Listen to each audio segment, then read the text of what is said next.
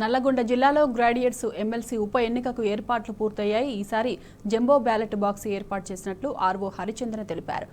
ఈసారి ఓట్లు ఇన్వాలిడ్ కాకుండా అవగాహన కార్యక్రమాలు నిర్వహించామంటున్న ఆర్వోతో మా ప్రతినిధి Ramu face to face. Nalgonda Khammam Warangal graduate MLC ఎన్నికలకు సంబంధించి సర్వం సిద్ధమైంది. ప్రస్తుతం నల్గొండ సంబంధించినటువంటి ఆర్వో గారు ఈ నియోజకవర్గానికి రిటర్నింగ్ అధికారిగా వ్యవహరిస్తూ ఉన్నారు. వారితో మనం మాట్లాడదాం. మేడం, అంత చాలా లాంగ్ ప్రాసెస్ మేడం. 34 అసెంబ్లీ నియోజకవర్గాలు, 3 ఉమ్మడి జిల్లాలు, 12 జాయింట్ విభజించిన జిల్లాలు. ఎట్లా జరుగుతుంది మేడం డిస్ట్రిబ్యూషన్ అంతా కూడా? పోలింగ్కి ఎట్లా సర్వం సిద్ధమయ్యారు? పోలింగ్కి మీరు చూస్తున్నారు. డిస్ట్రిబ్యూషన్ ఇప్పుడు అందరూ స్టాఫ్ వారి మెటీరియల్ అంతా చెక్ చేసుకుంటున్నారు. బ్యాలెట్ పేపర్ కరెక్ట్గా ఉందా, బ్యాలెట్ బాక్సెస్ కరెక్ట్గా ఉన్నాయా అని చెక్ చేసుకుంటున్నారు. సో ఇవన్నీ కూడా చెక్ చేశాక వారి పోలింగ్ కేంద్రాలకి బయలుదేరుతారు. ఇవన్నీ కూడా ఈవీఎంతో కాదు మేడం, బ్యాలెట్ పేపర్లు అంటూ ఉన్నారు. ఎంతమంది పోటీ చేస్తూ ఉన్నారు? బ్యాలెట్ బాక్సులు కూడా ప్రత్యేకంగా తయారు చేశారా? Ballot boxes already election commission దగ్గర ఉన్నాయండి. సో ఒక పెద్ద బాక్స్, ఒక చిన్న బాక్స్ పెట్టడం జరుగుతుంది. చిన్న బాక్స్ స్టాండ్ బైగా ఒకవేళ పెద్ద బాక్స్ ఫిల్అప్ అయితే దాంట్లో ఉంటుంది.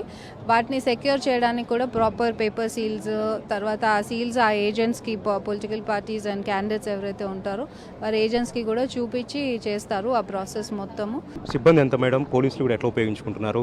ప్రిఫరెన్షియల్ ఓటు ప్రకారం అంటున్నారు మేడం. ఎట్లా ఓటు వినియోగించుకోవాలని ఓటర్లను విజ్ఞప్తి చేస్తూ ఉన్నారు? సుమారుగా 800 పోలీస్ స్టాఫ్ మొత్తం ఆల్ డిస్ట్రిక్ట్స్లో డిప్లాయ్ అయి ఉన్నారు పోలింగ్ స్టేషన్స్ దగ్గర.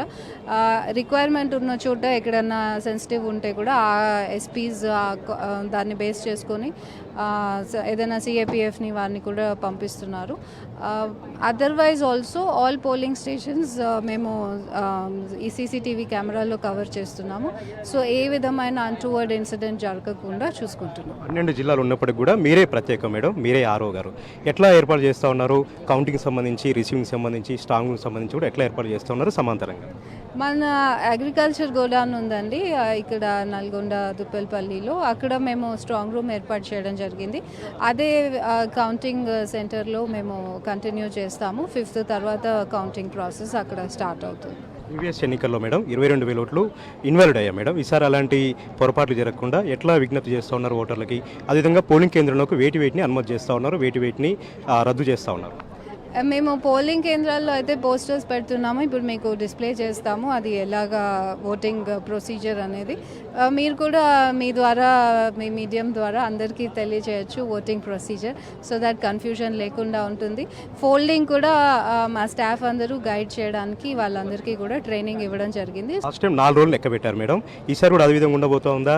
ఏ విధంగా ఏర్పాటు చేశారు? సిబ్బంది కూడా చాలా అలర్ట్గా ఉన్నారా? 4 రోజుల పాటు కూడా జరగబోతుందా ఈ కౌంటింగ్ అంతా కూడా? మనకి ఇప్పుడు 4 lakh plus ఓటర్స్ ఉన్నారండి. So depends on the voting pattern, but we are ready for continuous counting. Responsibility, so అందరూ వచ్చి ఓటు వేసుకోవచ్చు అని కోరుకుంటున్నాం. ఈ విధంగా భారీగా ఏర్పాటు చేశారు.